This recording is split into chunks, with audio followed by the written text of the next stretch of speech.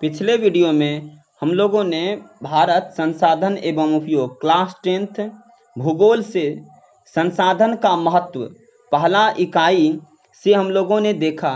यह क्वेश्चन जो आपको दिखाई दे रहा है यहाँ 30वें नंबर का है। इससे पहले हमने पिछले वीडियो में 29 नंबर तक बता दिया था और यहाँ जो हम लोग पढ़ने जा रहे हैं 30वें नंबर के क्वेश्चन से आगे पढ़ेंगे। यानी संसाधन के महत्व में कुल 40 क्वेश्चन हैं और 40 ऑब्जेक्टिव हैं। उनके आधार पर हम आपको क्या करेंगे तो ऑब्जेक्टिव के जरिए एक्सप्लेनेशन देने की कोशिश करेंगे। आप शुरू से अंत तक देखिए, मुझे विश्वास है कि आपको अच्छा लगेगा और आपको इस समझने में कोई प्रॉब्लम नहीं होगी। अगर किसी भी तरह का फिर भी प्रॉब्लम रह जाता है तो आप डिस्क्रिप्शन बॉक्स में मेरा व्हाट्सएप नंबर, कॉन्टैक्ट नंबर दिया रहता है, आप डायरेक्ट कॉन्टैक्ट कर सकते हैं और बात कर सकते हैं। अगर वीडियो आपको अच्छा लगेगा तो फिर आप लाइक करें, शेयर करें, अधिक से अधिक लोगों को शेयर करें। तो आइए हम लोग देखते हैं कि इस वीडियो में जो पहला क्वेश्चन है 30वां नंबर का जो क्वेश्चन है वह किस प्रकार का दिया गया। यहाँ लिखा हुआ है, पर्यावरण संरक्षण हेतु सर्वप्रथम विश्व शिखर सम्मेलन कब और कहाँ हुआ था। यह वीडियो मैं आपको बता दूं, इस वीडियो में जो भी क्वेश्चंस बने हुए हैं आपको एसएससी, बैंक, सीजीएल आदि किसी भी चीज़ की तैयारी, जनरल कंपटीशन की भी करते हैं तो उसमें आपको ज़रूरत है। तो इसमें क्वेश्चन जो दिया गया, पर्यावरण संरक्षण हेतु सर्वप्रथम विश्व शिखर सम्मेलन कब और कहाँ हुआ। पहला ऑप्शन है 1968 रोम में हुआ, 1968 स्टॉकहोम में हुआ, 1972 स्टॉकहोम में हुआ। तो इनका सही आंसर क्या होगा, 1972 रोम में हुआ। इनका सही आंसर क्या होगा इस क्वेश्चन का, इस क्वेश्चन का सही आंसर होगा पर्यावरण संरक्षण हेतु जो सर्वप्रथम शिखर सम्मेलन हुआ, विश्व शिखर सम्मेलन 1972 में हुआ, लेकिन यह स्टॉकहोम में हुआ था। इस प्रकार इस क्वेश्चन का आंसर ऑप्शन सी हो जाएगा। अगले क्वेश्चन की ओर बढ़ते हैं हम लोग। अगला क्वेश्चन है, किस आयोग द्वारा प्रस्तुत 1987 का प्रतिवेदन संसाधन संरक्षण के संबंध में विश्व जगत की दृष्टि खोलने में कारगर सिद्ध हुआ। किस आयोग द्वारा, कौन सा वह आयोग था जो 1987 का प्रतिवेदन क्या था, संसाधन संरक्षण के संबंध में विश्व जगत की दृष्टि खोलने में कारगर सिद्ध हुआ। तो यह कौन सा संबंध था, तो ये ब्रंटलैंड आयोग option number 1, option number 2 Hunter आयोग, स्टेची आयोग और बटलर आयोग। इनमें से कौन सा ऑप्शन सही है। मैं आपको बता दूं, इससे संबंधित जो संसाधन संरक्षण से संबंधित जो आयोग है वह ब्रंटलैंड आयोग है और ये हंटर आयोग, बटलर आयोग और स्टेची आयोग जो आप देख रहे हैं, यह आयोग जो है ये शिक्षा से संबंधित है। तीसरा क्वेश्चन है, यानी 32वें नंबर के क्वेश्चन है, प्रथम पृथ्वी सम्मेलन कब और कहाँ हुआ था। प्रथम पृथ्वी सम्मेलन कब और कहाँ हुआ था। ऑप्शन 1 3 से 14 जून 1992 रियो डी जेनेरो में हुआ था, ऑप्शन नंबर बी 23 से 27 जून 1997 न्यूयॉर्क में हुआ था, दिसंबर 1997 जापान में हुआ था, या इनमें से कोई नहीं। तो मैं आपको बता दूं 3 से 14 जून 1992 को रियो डी जेनेरो में किया गया, जिसमें विकसित विकासशील देशों के लगभग 178 प्रतिनिधियों ने भाग लिया। तो कब किया गया था ये सम्मेलन, प्रथम पृथ्वी सम्मेलन 1992 में 3 से 14 जून के बीच किया गया था। और इसमें विकसित देश क्या होता है, तो वैसे देश विकसित होते हैं जिसमें क्या होता है, सब कुछ संपन्न या परिपूर्ण रहता है। और दूसरी बात है,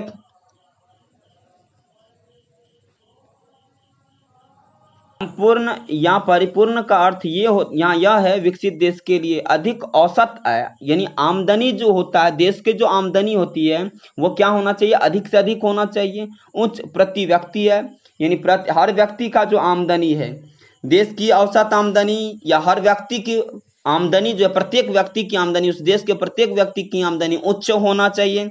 और बेहतर जीवन स्तर, जैसे ही आमदनी अधिक होगा तो बेहतर जीवन स्तर तो होगा ही, तो ऐसा मान के चलते हैं उसका जीवन स्तर क्या होगा, बेहतर होगा। तो बेहतर जीवन स्तर सभी व्यक्तियों का होना चाहिए। कम औसत आय यदि हुआ, इसके बनस्पत अगर देखें विकासशील देश में कम औसत आय होता है और प्रति व्यक्ति आय भी कम होते हैं और जीवन स्तर भी अच्छा नहीं होता है। विकसित देशों में जीवन स्तर सामान्य रूप से बहुत अधिक है, जीवन स्तर सामान्य रूप से क्या है, बहुत अधिक है। लेकिन विकासशील देशों में जीवन स्तर सामान्य रूप से बहुत अधिक नहीं है, जबकि विकसित देशों के लोग सार्वजनिक सुविधाओं की सेवाओं का लाभ उठाते हैं। जबकि विकासशील देशों के अधिकांश लोग सुविधाओं से वंचित रहते हैं। यह बिल्कुल सच है कि विकासशील देश, जैसे भारत क्या है, विकासशील देश है, और विकासशील देश होने के कारण यहाँ आप देखेंगे कि जो आमदनी है प्रति व्यक्ति है वो कम है, और अधिकांश लोग यहाँ बहुत सारे सरकारी जो सार्वजनिक चीज क्षेत्र होता है उनसे वंचित रहते हैं। ये सारी सुविधाएं उनको अधिक से अधिक लोगों को नहीं मिल पाती है। बेहतर शिक्षा प्रणाली के कारण साक्षरता दर काफी अधिक होता है विकसित देश में, जबकि विकासशील देश में साक्षरता दर कम होती है क्योंकि लोग शिक्षा सुविधाओं से वंचित होते हैं। जीवन स्तर बेहतर होने के कारण जीवन प्रत्याशा दर अधिक है। जीवन प्रत्याशा दर का यहाँ अर्थ है अधिक से अधिक लोग यहाँ जिंदा रहने की मतलब ये लोग अधिक से अधिक जीने की क्षमता रखते हैं, लेकिन यहाँ विकासशील देशों में जीवन स्तर सामान्य रूप से बहुत अधिक नहीं है। यानी आप देखेंगे ऑन एन एवरेज अगर बात करें 60-65 साल हमारे यहाँ एक एवरेज लिया जाता है, जबकि यहाँ के लोगों का, विकसित देशों के लोगों का जीवन प्रत्याशा दर जो है अधिक होता है। तो विकसित देश और विकासशील देश में क्या अंतर है यह भी आप समझ में आ गया होगा। तो आइए हम लोग चलते हैं पुनः क्वेश्चन की ओर। तो हम प्रथम पृथ्वी सम्मेलन के संबंध में जो बता रहे थे कि यहाँ का जो प्रथम पृथ्वी सम्मेलन जो हुआ कब हुआ था, 3 से 14 जून 1992 को रियो डी जेनेरो में हुआ था, जिसमें विकसित और विकासशील देशों के लगभग 178 प्रतिनिधियों ने भाग लिया। इस सम्मेलन में ग्लोबल वार्मिंग, कौन से ग्लोबल वार्मिंग, वन संरक्षण, जैव विविधता कार्यक्रम 21 एवं रियो घोषणा पत्र पर समझौता किया गया था। रियो घोषणा पत्र पर समझौता किया गया था। तो अब आप पृथ्वी सम्मेलन के विषय में, प्रथम पृथ्वी सम्मेलन कब हुआ, कहाँ हुआ, कितने प्रतिनिधियों ने भाग लिया, और इसमें कौन किस तरह के देश थे, यानी विकसित और विकासशील तरह के देश थे, और किस मैटर पर इसमें बात हुई थी। जैसे इसमें दिया हुआ इस सम्मेलन में ग्लोबल वार्मिंग, वन संरक्षण, जैव विविधता कार्यक्रम 21 आदि से संबंधित बातें इनमें हुई थी। तो आइए हम लोग चलते हैं फिर से नए क्वेश्चंस की ओर। अतः इस क्वेश्चंस का जो आंसर होगा, प्रथम पृथ्वी सम्मेलन कब और कहाँ हुआ, तो प्रथम पृथ्वी सम्मेलन 3 से 14 जून 1992 में रियो डी जेनेरो में हुआ था। क्योटो सम्मेलन संबंधित है जैव विविधता से, वन संरक्षण से, कार्यक्रम 21 से, या ग्लोबल वार्मिंग से। मैं आपको बता दूं क्योटो सम्मेलन ग्लोबल वार्मिंग से संबंधित है। किससे संबंधित है? ग्लोबल वार्मिंग से। और यह ग्लोबल वार्मिंग क्योटो सम्मेलन दिसंबर 1997 में हुआ था। और यहाँ जो हुआ था चूंकि ग्लोबल वार्मिंग जो है अधिक हो रही थी, ग्लोबल वार्मिंग मतलब वैश्विक जगत में तापमान में वृद्धि हो रही थी। अच्छा, ये वैश्विक जगत में तापमान में वृद्धि हो रही थी, तो अच्छा तापमान में वृद्धि किन गैसों के कारण क्यों हो रही थी? तो वातावरण में, हमारे चारों ओर का जो वातावरण है उसमें गैसों की, जैसे कार्बन डाइऑक्साइड, मीथेन, नाइट्रोजन के ऑक्साइड और हाइड्रोजन फ्लोराइड, उसके बाद CFC chlorofluorocarbon, sulphur chloride, hexachloride आदि, इन सारे गैसों की मात्रा जो वातावरण में हमारे चारों ओर जो एटमॉस्फेयर है, वायुमंडल है, इनमें इनकी मात्रा बढ़ गई थी। और इनकी मात्रा बढ़ने के कारण क्या हुआ, सन की लाइट, हमारे सन की लाइट जो पृथ्वी पर तो आती तो थी, लेकिन वायुमंडल से होकर आ तो जाती थी क्योंकि लघु तरंग होती थी। जब अवरक्त किरण जब धरती पर आने के बाद, जैसे धरती पर रहने वाले वस्तु द्वारा उस लाइट को अब्जॉर्ब किया जाता था, यह लाइट का जो अब्जॉर्ब किया जाता, अवशोषित किया जाता था, और इनसे जो निकलता था रेडिएशन, जिसको अवरक्त किरणें कहा जाता है, ये अवरक्त किरणें जो है दीर्घ तरंग के रूप में जानी जाती है। और जब यह वापस जाने लगता था, इन्हीं गैसों के द्वारा एक लेयर वायुमंडल में बना लिया जाता था, जिनके कारण क्या होता था, ये अवरक्त किरणें यानी ये दीर्घ तिरंगे पूर्ण रूप से वायुमंडल से बाहर नहीं जा पाता था। इसीलिए हम क्या कहते हैं, जिसके कारण जो है वायुमंडल के अंदर आने वाले यानी धरती का जो तापमान है, वैश्विक तापमान जो है अधिक से अधिक बढ़ रहा था। तो बढ़ने के कारण क्या होता है, अगर यह बढ़ जाता तो ग्लोबल वार्मिंग की समस्या अगर उत्पन्न हो जाए, तो ग्लोबल वार्मिंग की जब समस्या उत्पन्न हो जाएगी तो क्या हो जाएगा कि हमारे जो ग्लेशियर वगैरह है ये पिघलने लगेंगे, जिसके कारण समुद्र के किनारे जो बसे हुए लोग हैं, क्षेत्र हैं, इस समुद्र के किनारे, जैसे समुद्र का लेवल, ग्लेशियर पिघलेगा तो समुद्र का लेवल भी क्या होगा, बढ़ेगा। जैसे समुद्र का लेवल बढ़ेगा तो समुद्र के किनारे रहने वाले लोग जो पे आते हैं, जो देश बसे हुए हैं, ये लोग पानी में समाहित हो जाएंगे। तो ये हमारे लिए एक बहुत बड़ी समस्या बन जाती। और इन समस्या को दूर करने हेतु ही क्योटो सम्मेलन हुआ था, और इसमें ग्लोबल वार्मिंग से संबंधित बातें हुई थी। तो आप समझ गए होंगे कि इनमें कितने देश भाग लिए थे, 159 देशों ने भाग लिया था। तो ये आपको समझ में आ गया कि क्योटो सम्मेलन कब हुआ था, तो दिसंबर 1997 में हुआ था। आइए हम बात करते हैं कार्यक्रम 21। कार्यक्रम 21 क्या है, यहाँ जो लिखा हुआ आपने देखा, जैव विविधता से वन। जैव विविधता क्या होता है, जैव विविधता का मतलब होता है डाइवर्सिटी। डाइवर्सिटी में हमारे यहाँ देखिए विभिन्न तरह के जीव जंतु पाए जाते हैं, और ये जैव विविधता है। वन संरक्षण तो समझते ही है। कार्यक्रम 21 क्या है, इनके विषय में समझाते हैं। कार्यक्रम 21 संयुक्त राष्ट्र पर्यावरण और विकास यानी UNCED, यूनाइटेड नेशन, उसके बाद कंजर्वेशन कह सकते हैं, कंजर्वेशन नहीं बोलेंगे, कॉन्फ्रेंस बोलेंगे, conference on environment and development. क्या होगा, United nation conference on environment and development होगा इनका फुल फॉर्म। इसको हिंदी में संयुक्त राष्ट्र पर्यावरण और विकास कह सकते हैं। इनके तत्वाधान में रियो डी जेनेरो सम्मेलन में राष्ट्राध्यक्षों द्वारा स्वीकृत 800 पृष्ठीय एक घोषणा पत्र है। यह कार्यक्रम 21 क्या है अगर आपसे पूछा जाए, तो UNCD के तत्वाधान में रियो डी जेनेरो में एक सम्मेलन में राष्ट्राध्यक्षों द्वारा, भिन्न भिन्न देशों के राष्ट्राध्यक्ष द्वारा स्वीकृत किया गया 800 पृष्ठीय एक घोषणा पत्र है। एजेंडा 21 के नाम से इसे जाना जाता है। ठीक है, तो एजेंडा 21 के विषय में आप समझ गए होंगे। उनके बाद पर्यावरण दिवस, अभी आपने देखा था कि 1972 में स्टॉकहोम में क्या हुआ था, विश्व पर्यावरण संरक्षण हेतु जो सर्वप्रथम स्टॉकहोम में सम्मेलन हुआ था, शिखर सम्मेलन 1972 में हुआ था। यह जो है 5 जून को हुआ था, इसीलिए पर्यावरण दिवस जो हम 5 जून को मनाते हैं। और यह पर्यावरण दिवस कब मनाया जाता है, तो हम क्या कहेंगे आपको, पर्यावरण दिवस 5 जून को मनाया जाता है। ठीक है, तो अब चलते हैं हम लोग अगले क्वेश्चन की ओर। क्वेश्चन है, डाकुओं की अर्थव्यवस्था का संबंध है। ऑप्शन 1 है, डाकुओं की अर्थव्यवस्था संसाधन संग्रहण, संसाधन के अनियोजित विदोहन से, संसाधन के नियोजित दोहन से, इनमें से कोई नहीं। तो सबसे पहले आपको यह जानना होगा कि डाकुओं की अर्थव्यवस्था का संबंध क्या है। ये इनमें से कोई नहीं इसमें आंसर होगा।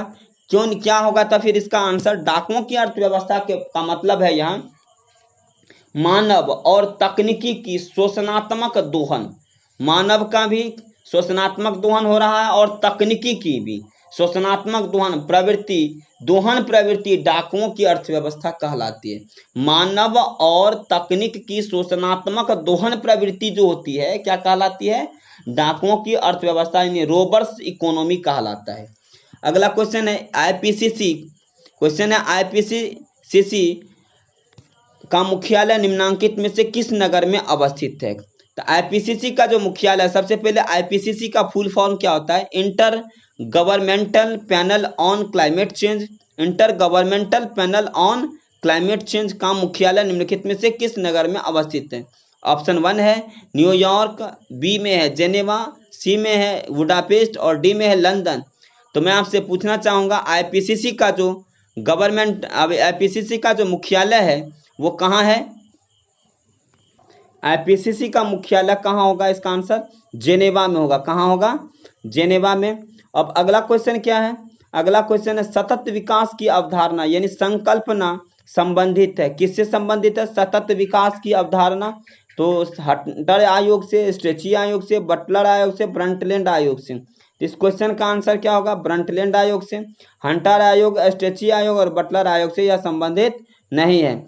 लौह अयस्क किस प्रकार का संसाधन है, लौह अयस्क किस प्रकार का संसाधन है, आंसर हो जाएगा अनवीकरण योग्य होगा। तो इनका लौह अयस्क किस प्रकार का संसाधन है, तो क्या होगा आंसर, अनवीकरण योग्य होगा। अगला क्वेश्चन है मॉन्ट्रियल समझौता 1987 का विस्तार है। मॉन्ट्रियल समझौता 1987 का विस्तार क्या है, कार्यक्रम 21 है, प्रथम पृथ्वी सम्मेलन है, तृतीय पृथ्वी सम्मेलन है या फिर क्योटो सम्मेलन है। अगर मॉन्ट्रियल समझौता की बात किया जाए तो मॉन्ट्रियल समझौता में क्या आता है, तो यहाँ जो देख रहे हैं आप क्योटो सम्मेलन है या मॉन्ट्रियल समझौता जो है क्योटो सम्मेलन, जो क्योटो सम्मेलन कब हुआ था? दिसंबर 1937 में हुआ था। तो हम कह सकते हैं यह मॉन्ट्रियल समझौता 1987 का विस्तार ही क्योटो सम्मेलन है। ठीक है, तो इसे मॉन्ट्रियल समझौता 1987 का विस्तार भी माना जाता है। किसको? क्योटो सम्मेलन को। 1987 का जो विस्तार हुआ है, मॉन्ट्रियल समझौता जो हुआ था 1987 में, और 1997 में हुआ आपका क्योटो सम्मेलन। तो इसी क्योटो सम्मेलन जो हुआ था, मॉन्ट्रियल समझौता का ही क्या है? ये विस्तार है क्योटो सम्मेलन। ठीक है, तो ये बात आपको समझ में आ गया होगा। और उसके बाद तृतीय पृथ्वी सम्मेलन आयोजित हुआ था। तो तृतीय पृथ्वी सम्मेलन आयोजित कब हुआ था? जोहान्सबर्ग में, कनाडा में, न्यूयॉर्क में, रियो डी जेनेरो में। तो इसका आंसर क्या हुआ? तृतीय पृथ्वी सम्मेलन जो आयोजित किया गया था, कहाँ हुआ था तृतीय पृथ्वी सम्मेलन? तो आंसर होगा इसका जोहान्सबर्ग। कहाँ होगा? जोहान्सबर्ग, ऑप्शन ए सही होगा। आइए इनसे रिलेटेड कुछ आपको नोट्स समझाने की कोशिश करते हैं तृतीय पृथ्वी सम्मेलन से। द्वितीय पृथ्वी सम्मेलन 23 से 27 जून 1997 में न्यूयॉर्क में हुआ था। और प्रथम सम्मेलन जो हुआ था, प्रथम पृथ्वी सम्मेलन, उसी का मूल्यांकन करने के लिए 5 साल बाद यह आयोजित किया गया था। इसे प्लस, ये चीज ध्यान रखने का जरूरत है, इसे +5 सम्मेलन भी कहा जाता है।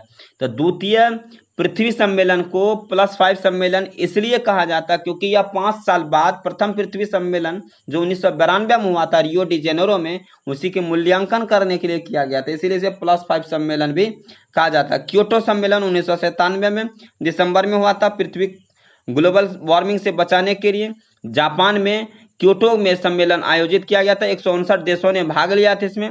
और इन भिन्न भिन्न तरह के गैसों का, जैसे क्लोरोफ्लोरोकार्बन, नाइट्रोजन के ऑक्साइड, हाइड्रोजन क्लोराइड और फ्लोरोकार्बन, सल्फर हेक्साक्लोराइड, ये सारे गैस जो थे इसकी जो है ग्लोबल, इसके कारण क्या हो रहा था? ग्लोबल वार्मिंग की स्थिति पैदा हो रही थी। इसी के कारण जो हम लोग क्या किया गया था, यहाँ क्योटो सम्मेलन किया गया था। जो मैं आपको बताया, जो क्योटो सम्मेलन है मॉन्ट्रियल समझौता जो 1987 में कनाडा में हुआ था, उसी का यह क्या है? विस्तार है।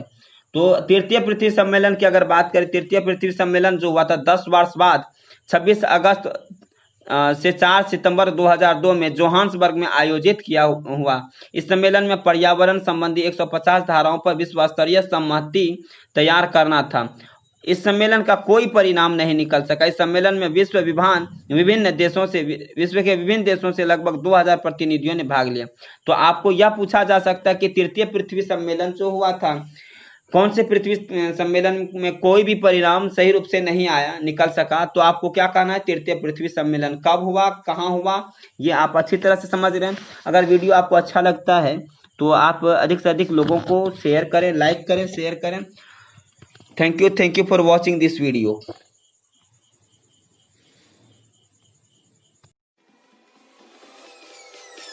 Peace.